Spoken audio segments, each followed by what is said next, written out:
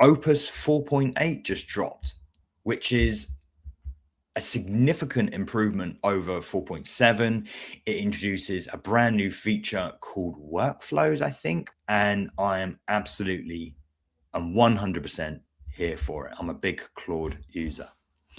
Cmd AI. So looking at the benchmarks, which of course we have to do, 69.2, which is better than Opus here, massively better than the GPT 5.5, humongously better than 3.1 Pro. Terminal coding here, it's never been great at terminal. GPT 5.5 is the leader there. Humanities last exam, 49 versus 46, 57 versus 54. Beating out GPT 5.5.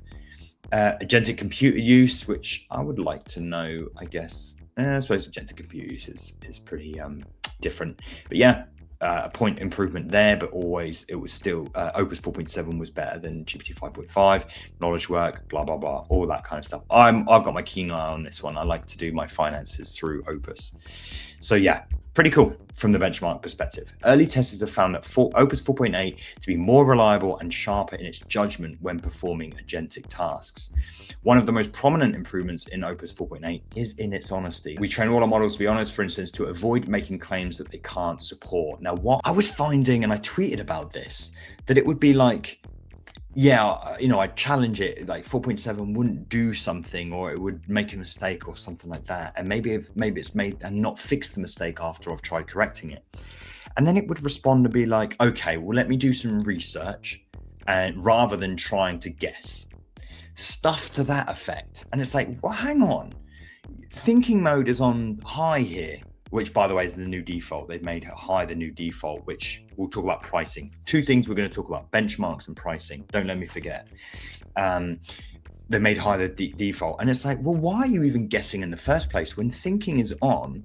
Why are you guessing in the first place? So anyway, 4.8 is more likely to flag uncertainties about its work and less likely to make unsupported claims. So I've not seen that since 4.7, so that's good.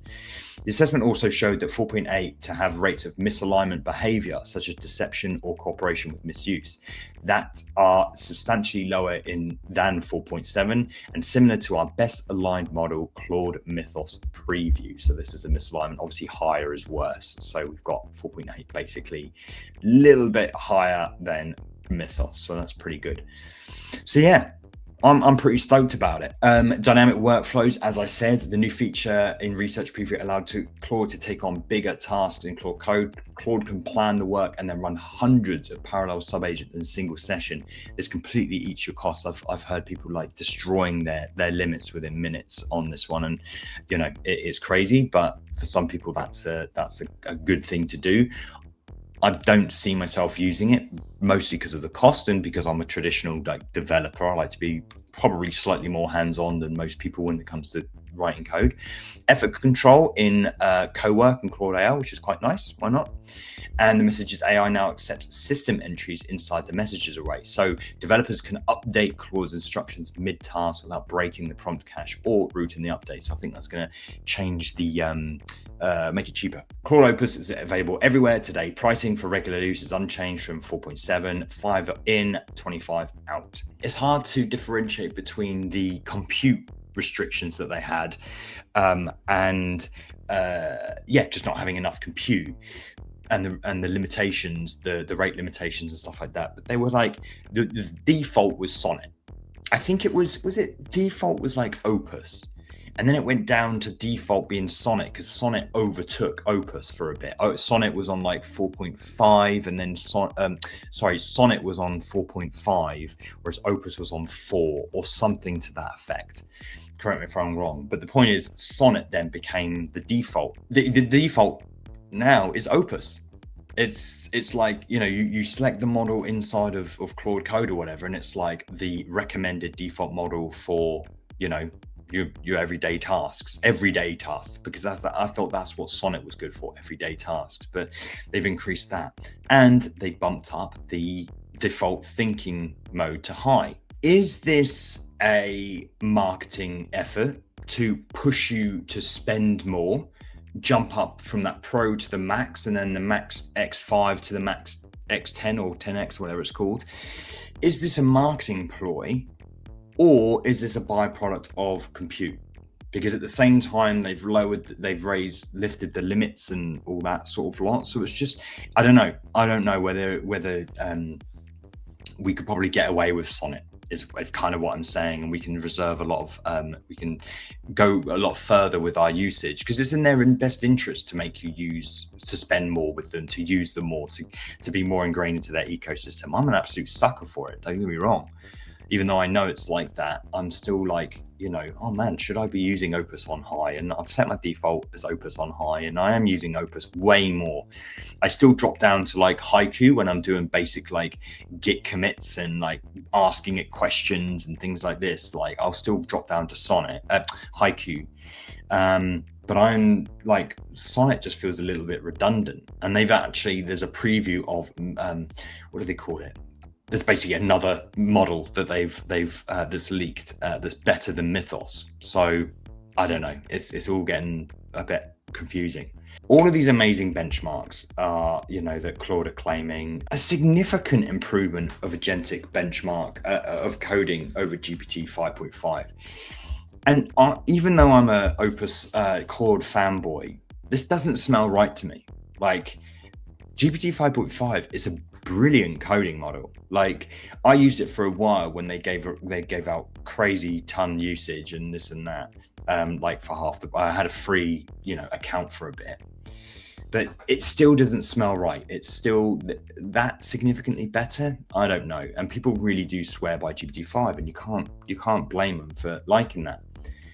Enter DeepSWE, which really makes sense. Like, fight the corner for open source benchmark tools, because that's where you get into benchmarking territory, where people are training their models or tweaking their models to actually score really well on these benchmarks that they know what they're going to be tested on. They know the questions, or however it works. I'm not quite sure how it works, but they're able to benchmark against them and score really well. DeepSWE is a closed source benchmark for obviously software engineering. You don't know how it's going to do it. You don't know what the questions are. You don't know anything about it, and they will run the tests. And then it's easier to read, I think, here. But ultimately, GPT 5.5 X high, this is scoring like 70 and 62, and it's contradictory to this idea that Max and X high are pretty much scoring the same. For me, like, even though I don't want to believe this, because again, I'm a Opus Claude fanboy, this starts to make sense as to why this would be more accurate than open source benchmarking tools, and from actual use. Because as well, I'm reminded here about these open source tools, like Minimax 3, like Kimi K 2.6, like Quen. I think there was one of them, but basically Quen is like scoring the same as Opus 4.8 and then all this sort of stuff. And it's like, really, dude? Really? Like, I find that very hard to believe. So that's where you start to call bullshit on these benchmarks, these open source benchmarks. DeepSWE by Data Curve seems to be a step in the right direction. As much as I don't want it to be true that Opus is falling short of these results against GPT 5.5. However, it's there, and it is tempting me to try and use GPT 5.5. This is part of a larger conversation on my show, Cmd+AI, which we stream live every single week. We discuss the news and all things related to AI in the world of design and web. Catch us next week and join in the banter. Cmd+AI.